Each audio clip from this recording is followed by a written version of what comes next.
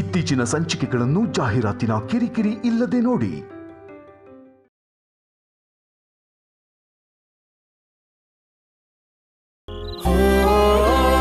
ಚಿಕ್ಕಿ ಚಿಕ್ಕಪ್ಪ ಬರ್ದೇ ಇದ್ರೆ ನಾನು ಊಟ ಮಾಡಲ್ಲ ಅಂತ ಹಠ ಮಾಡ್ತಾ ಇದ್ದಾನೆ. ವೈದೇಹಿ ಅದ್ಗೆ ಅವನಿಗೆ ಏನೋ ಪೂಸಿ ಹೊಡೆದು ಅವನ್ನ ಕರ್ಕೊಂಡು ಹೋದ್ರು. ಅವನ್ ಹಾಗೆ ಮಾತಾಡ್ತಿದ್ರೆ ನನ್ನ ಎದೆ ಒಡೆದೋಯ್ತು ಗೊತ್ತಾ.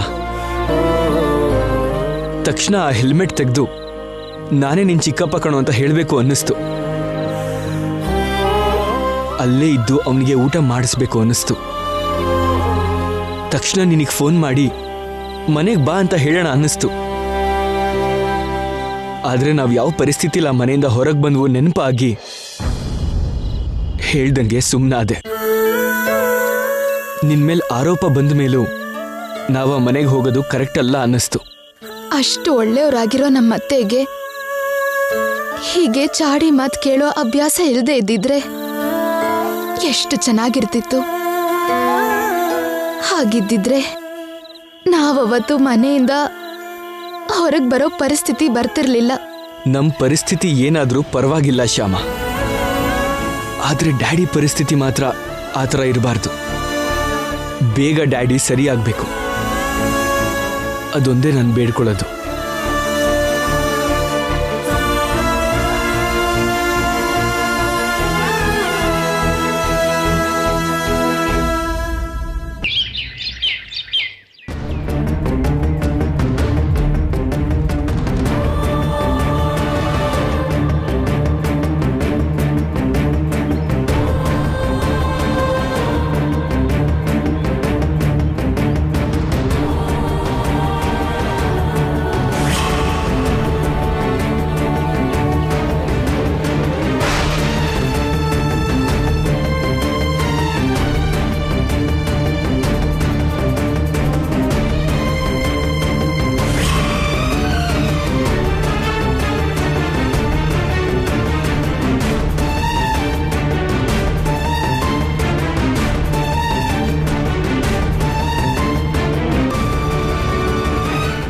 ಏನಾಯ್ತು ಡಾಕ್ಟರ್? ನೀವು ಮೆಡಿಸಿನ್ಸ್ ಕರೆಕ್ಟಾಗಿ ಕೊಡ್ತಿದ್ದೀರಾ? ಕೊಡ್ತಾ ಇದೀವಿ ಡಾಕ್ಟರ್. ಒನ್ ಡೋಸ್ ಕೂಡ ಮಿಸ್ ಆಗಿಲ್ವಲ್ಲ? ಇಲ್ಲ ಡಾಕ್ಟರ್, ಒಂದು ಡೋಸ್ ಕೂಡ ಮಿಸ್ ಆಗಿಲ್ಲ. ಇವ್ರಿಗೆ ಟ್ಯಾಬ್ಲೆಟ್ ಕೊಡೋ ಕೆಲಸನ ಐಶ್ವರ್ಯ ಮಾಡ್ತಿದ್ದಾಳೆ ಡಾಕ್ಟರ್. ಹೌದು ಡಾಕ್ಟರ್, ನಾನೇ ಕೊಡ್ತಿದ್ದೀನಿ. ಯಾಕೆ ಹಾಗೆ ಕೇಳಿದ್ರಿ? ಏನಿಲ್ಲಮ್ಮ, ಇವರಿಗೆ ಪ್ರಿಸ್ಕ್ರೈಬ್ ಮಾಡಿರೋ ಮೆಡಿಸಿನ್ಸು ದಿ ಬೆಸ್ಟ್ ಮೆಡಿಸಿನ್ಸು. ಅದನ್ನು ಮೀರಿಸೋ ಮೆಡಿಸನ್ನು ಈ ಪ್ರಪಂಚದಲ್ಲೇ ಇಲ್ಲ.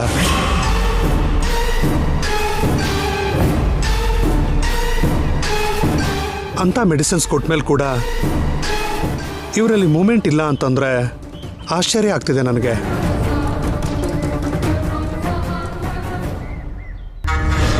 ಆ ಟ್ಯಾಬ್ಲೆಟ್ಸ್ ಕೊಟ್ಟರೆ ತಾನೆ ನೀವು ಹೇಳೋ ರಿಸಲ್ಟ್ ಸಿಗೋದು. ನನಗೆ ಬೇಕಾಗಿರೋ ಟ್ಯಾಬ್ಲೆಟ್ಸ್ ಕೊಟ್ಟಿದ್ದೀನಿ, ನನಗೆ ಬೇಕಾಗಿರೋ ರಿಸಲ್ಟೇ ಸಿಗೋದು. ಐಶ್ವರ್ಯ, ಟ್ಯಾಬ್ಲೆಟ್ನ ಮಿಸ್ ಮಾಡದೆ ಕರೆಕ್ಟ್ ಟೈಮ್ಗೆ ಕೊಡ್ತಾ ಇದೆಯಾ ಅಲ್ವಾ? ನಿನಗಷ್ಟು ಅನುಮಾನ ಇದ್ರೆ ಇವತ್ತಿಂದ ಟ್ಯಾಬ್ಲೆಟ್ಸ್ ನೀನೇ ಕೊಡು. ಅನುಮಾನ ಅಲ್ಲ ಐಶ್ವರ್ಯ, ಕೆಲ್ಸದ ಬಿಸಿಲಿ ಮರ್ತೀಯನೋ ಅಂತ.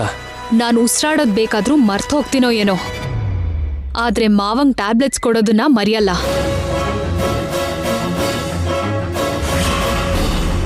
ಹಾಗಾದರೆ ಮೆಡಿಸಿನ್ಸ್ಗೆ ರೆಸ್ಪಾಂಡ್ ಆಗ್ತಿಲ್ಲ ಅನ್ಸುತ್ತೆ. ಐ ಥಿಂಕ್ ಮೆಡಿಸಿನ್ಸ್ ಚೇಂಜ್ ಮಾಡೋದೇ ಬೆಟರ್. ನಾಳೆ ಡೆಲ್ಲಿಯಿಂದ ಸ್ಪೆಷಲಿಸ್ಟ್ ಡಾಕ್ಟರ್ ಬರ್ತಿದ್ದಾರೆ. ನಿಮ್ಮ ತಂದೆನ ಒಂದ್ಸಲ ಅವ್ರಿಗೆ ತೋರಿಸೋದು ಒಳ್ಳೆಯದು.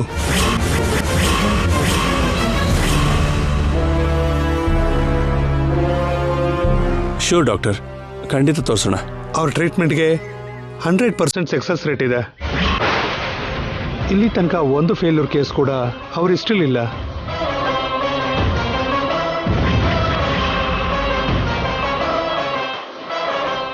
ಹೀಗೆ ಮೂಮೆಂಟ್ ಇಲ್ಲದೆ ಇರೋರು ಆ ಡಾಕ್ಟರ್ ಹತ್ರ ಟ್ರೀಟ್ಮೆಂಟ್ ತಗೊಂಡು ಎದ್ದು ಓಡಾಡ್ತಾ ಇದ್ದಾರೆ ಸರ್.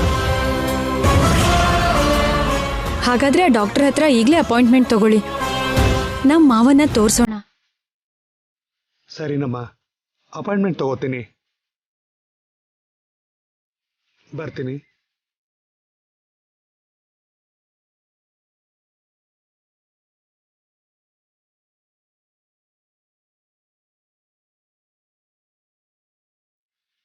ಅಯ್ಯೋ ದೇವ್ರೆ, ಆ ಸ್ಪೆಷಲಿಸ್ಟ್ ಡಾಕ್ಟರ್ ಕೊಡೋ ಟ್ರೀಟ್ಮೆಂಟ್ಗೆ ಇವ್ರು ರಿಕವರ್ ಆದ್ರೆ ನನ್ನ ಕುಟ್ಟೆಲ್ಲ ರಟ್ಟಾಗಿ ನನ್ನ ಬದುಕೆ ನಾಶ ಆಗೋಗುತ್ತೆ.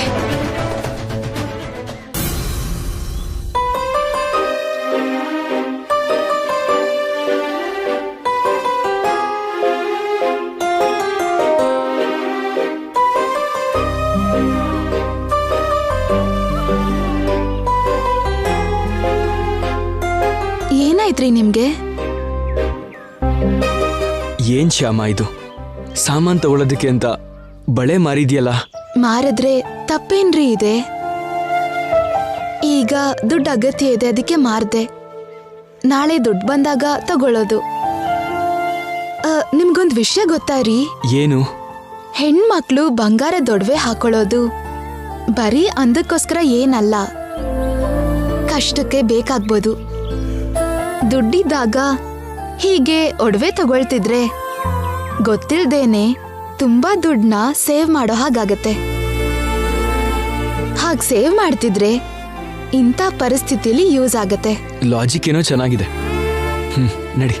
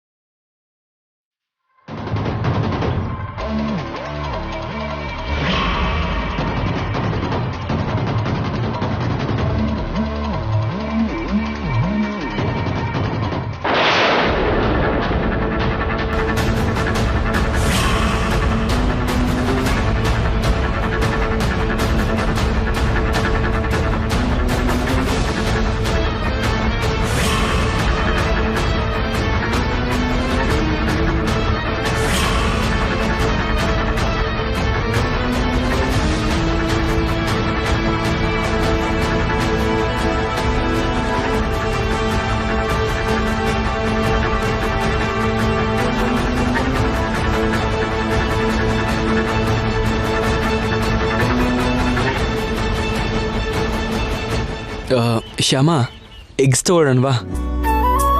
ಸರಿ ತಗೊಳ್ಳೋಣ ರೀ. ನಿಮ್ಗೆ ಎಗ್ ಕರಿ ಅಂದ್ರೆ ತುಂಬಾ ಇಷ್ಟ ಅಲ್ವಾ? ತಗೊಳ್ಳೋಣ. ಎಕ್ಸ್ಕ್ಯೂಸ್ ಮೀ, ಏನ್ ಬೇಕು ಸರ್? ಎಗ್ಸ್ ಎಷ್ಟು? 60 ರೂಪೀಸ್ ಸರ್. ಒಂದು 4 eggs ಕೊಡಿ. ಆಯ್ತು ಸರ್.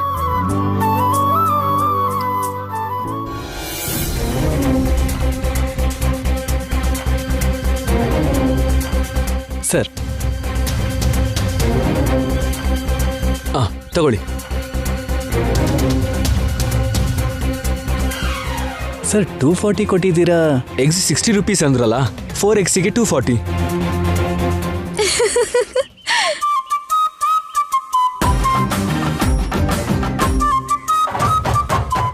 ಶ್ಯಾಮ, ನಗ್ತಿದ್ಯಲ್ಲ? 4 ಅಂದ್ರೆ 240 ಅಲ್ವಾ? ಅವ್ರು ಹೇಳಿದ್ದು ಒಂದೊಂದು ಎಗ್ಗು 60 ರೂಪಾಯಿ ಅಲ್ಲ, ಡಜನ್ ಎಗ್ಸ್ಗೆ 60 ರೂಪಾಯಿ ಅಂತ. ಸಾರಿ, ನನಗೆ ಆ ರೇಟ್ಸ್ ಗೊತ್ತಿಲ್ಲ.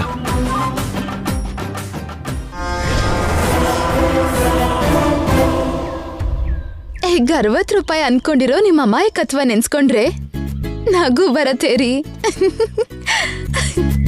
ಹಾ ಅಣ್ಣ. ಹಾ ಮೇಡಮ್. 4 eggsಗೆ 20 ರೂಪೀಸ್ ತಗೊಂಡು ಉಳಿದಿರೋ ದುಡ್ಡು ಕೊಡಿ. ಕೊಡಿ.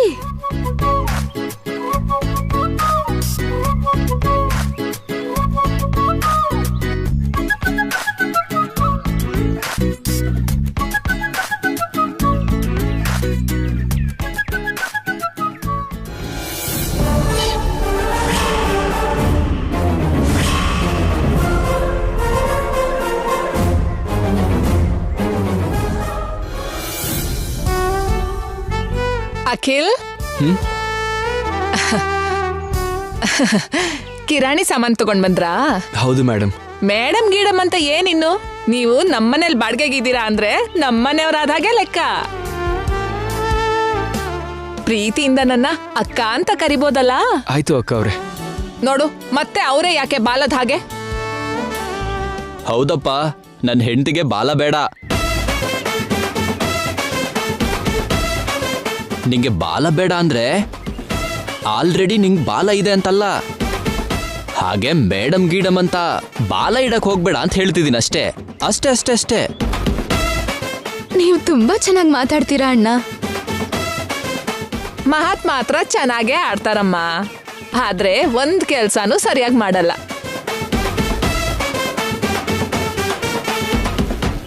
ಯಾವ ಕೆಲ್ಸ ಆದ್ರೂ ಹೇಳಿದ್ರೇನೆ ಮಾಡೋದು, ಅದು ಕೂಡ ಅರ್ಧನೇ ಮಾಡೋದು.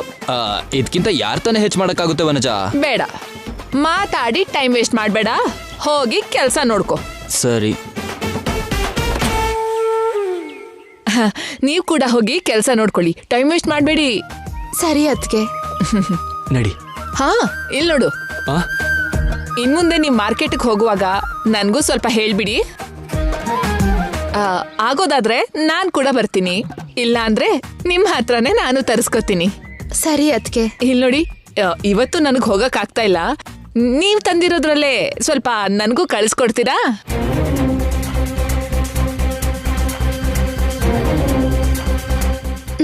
ಆಯ್ತು, ಕಳಿಸ್ಕೊಡ್ತೀನಿ. ಸರಿ, ಹೋಗಿ ಕೆಲ್ಸ ನೋಡ್ಕೊಳ್ಳಿ, ಟೈಮ್ ವೇಸ್ಟ್ ಮಾಡ್ಬೇಡಿ.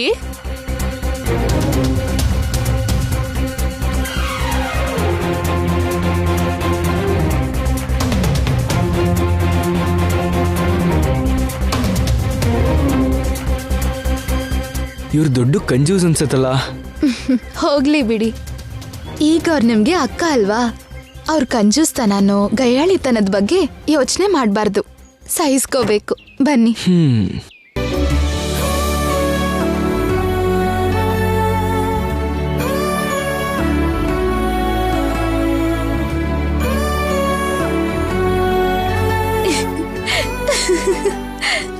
ಯಾಕೆ ನಗ್ತಿದ್ಯಾ ಶ್ಯಾಮ? ನೀನ್ ವನಜಾಕ್ಷಿ ಅತ್ತಿಗೆದು ಜಿಪುಣ್ ತರ ನೆನ್ಪಾಯ್ತಾ? ಅಲ್ಲ ಅಲ್ಲ, ನನ್ ಗಂಡನ್ ಅಮಾಯಕತ್ವ ನೆನ್ಪಾಯ್ತು. ಅಮಾಯಕತ್ವನ? ಹೌದು. ಒಂದ್ ಕೋಳಿ ಮೊಟ್ಟೆ 60 ರೂಪಾಯಿ ಅನ್ಕೊಳ್ಳೋದು ಅಮಾಯಕತ್ವ ಅಲ್ವಾ? ಅದ್ ನೆನ್ಸ್ಕೊಂಡ್ ನಗ್ತಿದ್ದೀನಿ. ಹಲೋ, ಮೊಟ್ಟೆ ರೇಟ್ ಎಷ್ಟೋ ತಿಳಿದಿದ್ರೂ ನಾನೇನು ಅಮಾಯಕ ಅಲ್ಲ, ತುಂಬಾ ಬುದ್ಧಿವಂತ ನಾನು. ಹೌದಾ? ನೀವ್ ಬುದ್ಧಿವಂತ ಆದ್ರೆ ನಿಮ್ಮನ್ನೊಂದ್ ಚಿಕ್ಕ ಪರೀಕ್ಷೆ ಮಾಡ್ಲಾ? ಚಿಕ್ಕ ಪರೀಕ್ಷೆ ಅಲ್ಲ, ಬೇಕು ಅಂದ್ರೆ ದೊಡ್ಡ ಪರೀಕ್ಷೆ ಮಾಡು. ಫಸ್ಟ್ ಕ್ಲಾಸಲ್ಲಿ ಪಾಸ್ ಆಗ್ತೀನಿ. ಓಕೆ.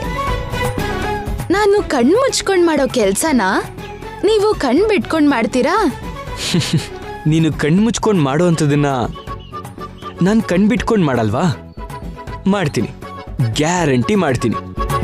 ಹಾಗಾದ್ರೆ ನಾನು ಕಣ್ ಮುಚ್ಕೊಂಡು ಈ ಖಾರದ ಪುಡಿನ ಮುಖಕ್ಕೆ ಹಚ್ಕೋತೀನಿ. ನೀವು ಕಣ್ ಬಿಟ್ಟು ಈ ಖಾರದ ಪುಡಿನ ಮುಖಕ್ಕೆ ಹಾಕೋತೀರಾ? ಏನು? ಕಣ್ ಬಿಟ್ಕೊಂಡ್ ಖಾರದ ಪುಡಿ ಮುಖಕ್ಕೆ ಹಾಕೋಬೇಕಾ? ನಿನ್ನ ನಿಲ್ಲ ಶ್ಯಾಮ, ನಿಲ್ಲ.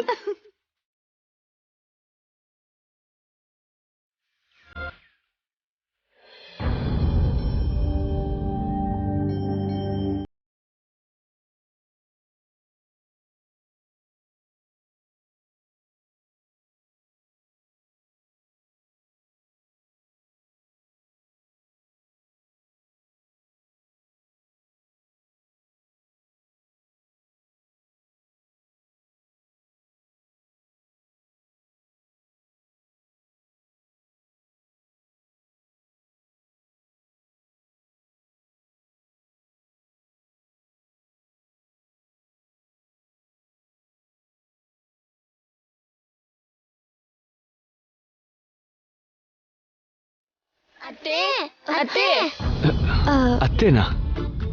ಇಲ್ಲಿ ನಿಮ್ಮ ಅತ್ತೆ ಇಲ್ವಲ್ಲ? ತುಳಸಿ ಅತ್ತೆನೇ ನಮ್ಮ ಅತ್ತೆ ಮಾವ. ಮಾವನ? ಹೌದು ಮಾವ. ನೀನು ನಮ್ಮ ಅಮ್ಮಂಗೆ ತಮ್ಮ ಆದ್ಮೇಲೆ ನಮ್ಗೆ ಮಾವ ಆಗ್ಲೇಬೇಕಲ್ವಾ? ಆಗ ಆಟೋಮೆಟಿಕ್ ಆಗಿ ಮಾಮನ ಹೆಂಡತಿ ಅತ್ತೆ ಆಗ್ತಾರಲ್ವಾ? ಅಷ್ಟೇ ಅಲ್ವಾ ಅತ್ತೆ? ಹಾ, ಹೌದೌದು. ಅತ್ತೆ, ನೀನು ನಮ್ಮ ಅಮ್ಮನ್ಗೆ ತರಕಾರಿ ಕೊಡ್ತೀನಿ ಅಂದಿಯಂತೆ, ತಗೊಂಡ್ ಬಾ ಅಂದ್ರು. ಹೌದು, ಹೇಳಿದ್ದೆ, ಕೊಡ್ತೀನಿ ಬನ್ನಿ.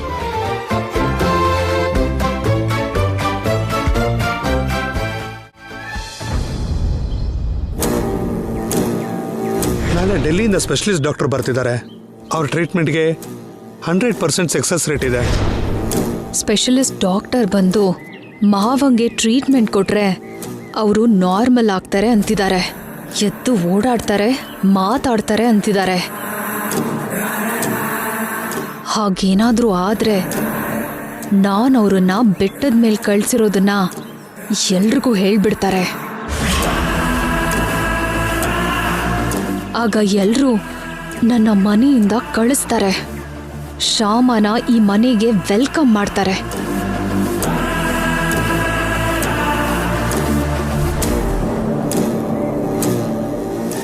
ಬಿಡಬಾರ್ದು, ಹಾಗಾಗಕ್ಕೆ ಬಿಡಬಾರ್ದು.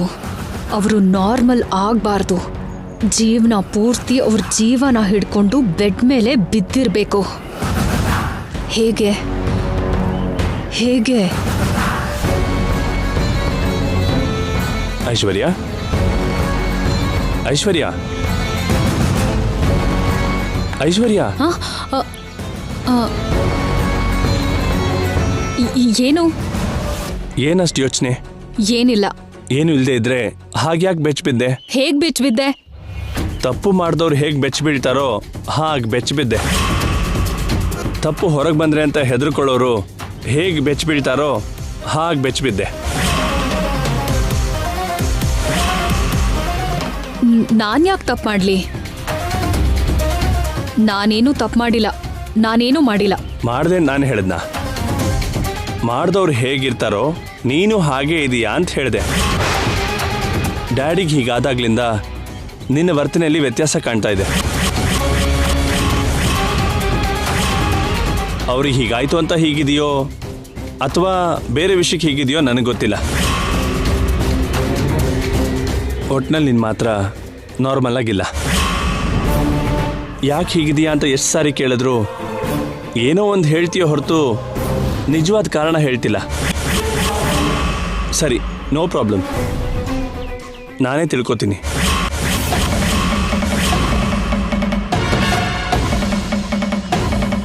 ನೀನು ಹೇಳದೇ ಇದ್ರು ನೀನು ಯಾಕೆ ಹೀಗಿದೆಯಾ ಅನ್ನೋ ಆ ಕಾರಣನೂ ತಿಳ್ಕೊತೀನಿ. ಹಾಗೆ ತಿಳ್ಕೊಳ್ಳೋದು ಗಂಡನಾಗಿ ನನ್ನ ಜವಾಬ್ದಾರಿ.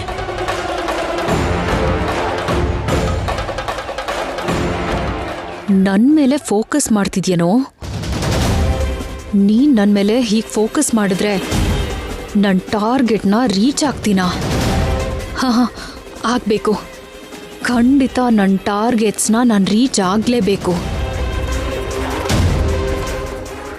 ಶ್ಯಾಮ ಹತ್ರ ಇರೋ ಫೋನ್ ತಗೊಳ್ಳೋದು ನನ್ನ ಮೊದಲನೇ ಟಾರ್ಗೆಟ್.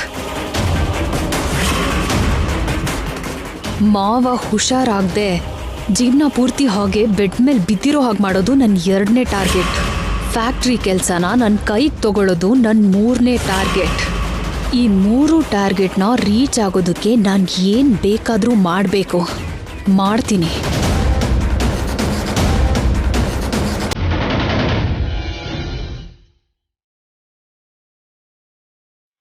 ಸರ್ಟಿಫಿಕೇಟ್ಸ್ ಇದ್ರೇನೆ ನಾವು ಜಾಬ್ ಕೊಡ್ಬೋದು.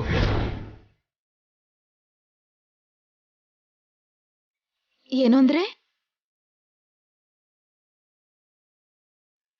ಏನು ಅಂದ್ರೆ? ಏನಾಯ್ತು ನಿಮ್ಗೆ? ಹೀಗಿದ್ದೀರಾ? ಯಾವ ವಿಷಯಕ್ಕೆ ಇಷ್ಟೆಲ್ಲ ಯೋಚನೆ ಮಾಡ್ತಿದ್ದೀರಾ? ಕೆಲ್ಸದ ವಿಷಯವಾಗಿ. ಅದ್ರ ಬಗ್ಗೆ ಯಾಕೆ ಯೋಚನೆ ಮಾಡ್ತಿದ್ದೀರಾ? ಇವತ್ತಲ್ಲ ಅಂದ್ರೆ ನಾಳೆ ಸಿಗತ್ತೆ. ನಾಳೆ ಕೂಡ ಸಿಗದೆ ಇದ್ರೆ ನಾಡಿದಿನ ಪರಿಸ್ಥಿತಿ ಏನು? ಸಿಗಲ್ಲ ಅಂತ ಯಾಕೆ ಅಂದ್ಕೋತೀರಾ ರೀ? ಯಾವುದು ನೆಗೆಟಿವ್ ಆಗಿ ಯೋಚನೆ ಮಾಡಬಾರ್ದು. ಸಿಗತ್ತೆ ಅಂತ ಪಾಸಿಟಿವ್ ಆಗಿ ಯೋಚನೆ ಮಾಡಿ. ನನ್ನ ಸರ್ಟಿಫಿಕೇಟ್ಸ್ ಇದ್ದಿದ್ರೆ ನನ್ನ ಕ್ವಾಲಿಫಿಕೇಶನ್ಗೆ ಒಳ್ಳೆ ಕೆಲಸ ಸಿಗತ್ತೆ ಅಂತ ಪಾಸಿಟಿವ್ ಆಗಿ ಯೋಚನೆ ಮಾಡ್ತಿದ್ದೆ. ಆದರೆ ಸರ್ಟಿಫಿಕೇಟ್ಸ್ ಇಲ್ದಂಗೆ ಹೇಗೆ ಪಾಸಿಟಿವ್ ಆಗಿ ಯೋಚನೆ ಮಾಡಲಿ? ನಾನು ಯಾರೋ ಗೊತ್ತಿರೋ ಕಡೆ, ನಾನು ಏನೋ ಗೊತ್ತಿರೋ ಕಡೆ ಸರ್ಟಿಫಿಕೇಟ್ಸ್ ಇಲ್ದಂಗೆ ನನಗೆ ಗ್ಯಾರಂಟಿ ಕೆಲಸ ಸಿಗುತ್ತೆ. ಆದರೆ ಈಗ ನಾನು ಅಷ್ಟು ದೊಡ್ಡ ಆನಂದ ಗಜಪತಿ ವರ್ಮ ಅವ್ರ ಮಗ ಅಂತ ಯಾರಿಗೂ ಗೊತ್ತಾಗಬಾರ್ದು. A1 ಮಸಾಲಾ ಕಂಪ್ನಿ ನಡೆಸಿರೋ ಅನುಭವ ನನಗಿದೆ ಅಂತ ಯಾರಿಗೂ ಗೊತ್ತಾಗಬಾರ್ದು ಅಲ್ವಾ? ಅದಕ್ಕೆ ಕೆಲ್ಸದ ಬಗ್ಗೆ ಇಷ್ಟು ಟೆನ್ಷನ್ ಆಗ್ತಾ ಇರೋದು. ನೀವ್ ಯಾರು ಏನು ಅಂತ ಯಾರಿಗೂ ಗೊತ್ತಿಲ್ಲದೆ ಇದ್ರು ನಿಮ್ಮ ಹತ್ರ ಸರ್ಟಿಫಿಕೇಟ್ಸ್ ಇಲ್ಲದೆ ಇದ್ರು ನಿಮ್ಮನ್ನ ನಂಬಿ ನಿಮ್ಗೆ ಕೆಲಸ ಕೊಡೋರು ಇರ್ತಾರೆ ಅಂತ ನನಗೆ ಖಂಡಿತವಾಗ್ಲೂ ನಂಬಿಕೆ ಇದೆ. ನೀವು ಕೂಡ ಆ ನಂಬಿಕೆಲೇ ಹೋಗಿ ಕೆಲ್ಸದ ಜೊತೆಗೆ ವಾಪಸ್ ಬನ್ನಿ. All the best. Thank you.